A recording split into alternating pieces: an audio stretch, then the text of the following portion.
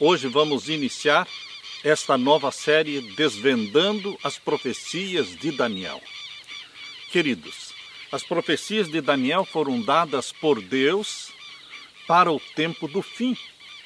Não podemos ficar no passado, aplicando as profecias de Daniel ou de Apocalipse para o tempo passado, para a Idade Média.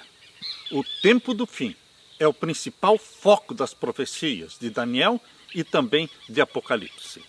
Hoje nós vamos iniciar com a introdução às profecias de Daniel.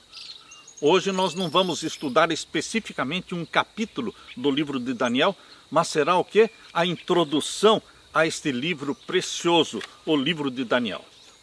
Você sabe que o grande físico Isaac Newton, ele escreveu sobre o livro de Daniel e falou: rejeitar Daniel é o mesmo que rejeitar a religião cristã. Isto foi Isaac Newton. O livro de Daniel foi escrito ao redor do ano 600 a.C. Todavia, tem um significado especial para nós que vivemos no tempo do fim. O judaísmo reconhece Daniel como um dos grandes profetas.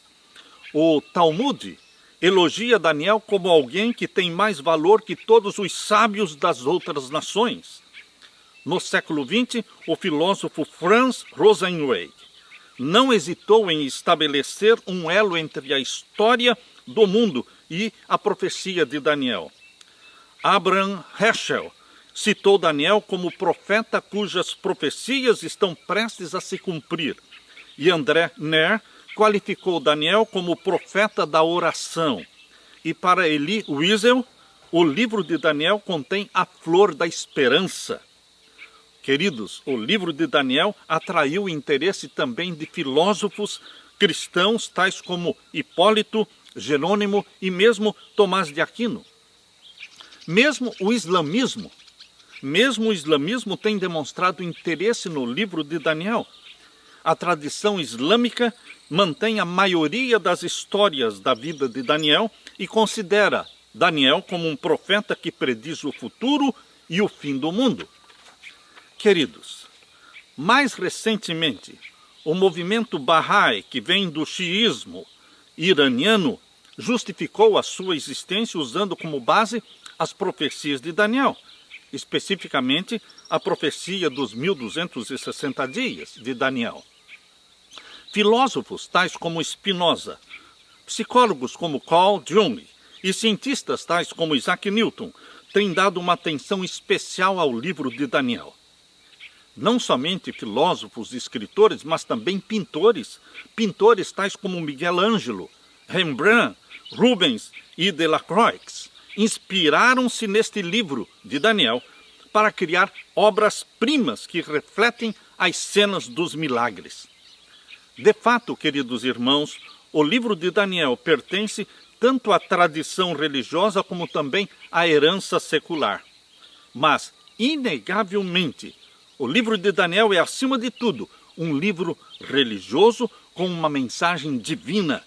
Daniel é uma bússola que direciona e conforta os santos do Altíssimo.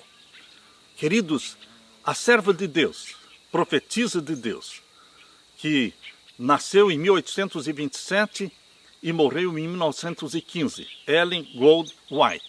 Ela também fala muito sobre o livro de Daniel. Eu quero ler para vocês alguns textos que ela escreveu aqui neste livro, Testemunhos para Ministros.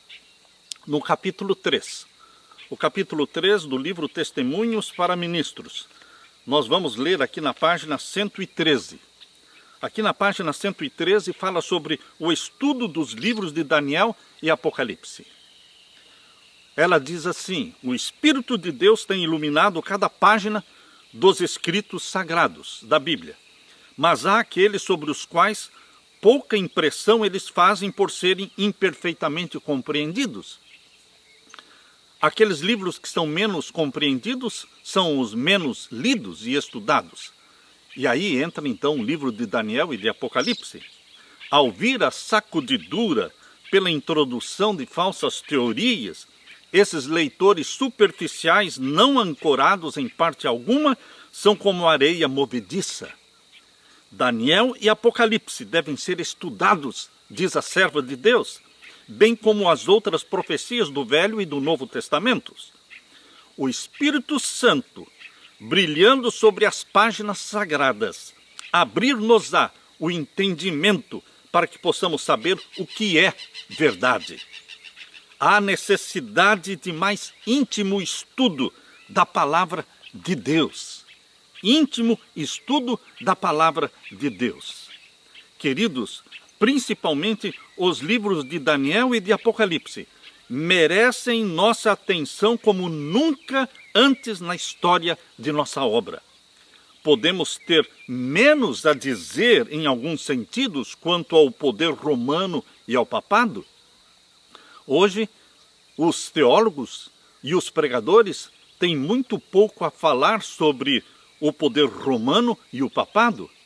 Mas, queridos, as profecias de Daniel e de Apocalipse, estas profecias têm muito a falar sobre o poder romano e o papado, porque ele foi ressuscitado agora no tempo do fim. Ele foi restaurado agora no tempo do fim. Leiam o livro de Daniel. Este é um incentivo da serva de Deus. Recapitulem, ponto por ponto, a história dos reinos ali apresentados. Contemplem os estadistas, os concílios, os poderosos exércitos e vejam como Deus operou para abater o orgulho dos homens e lançar por terra a glória humana. A luz que Daniel recebeu foi dada especialmente para estes últimos dias. Na página 113, estou lendo, é o capítulo 3 do livro Testemunhos para Ministros, capítulo 3, na página 113. A luz que Daniel recebeu de Deus foi dada especialmente para estes últimos dias.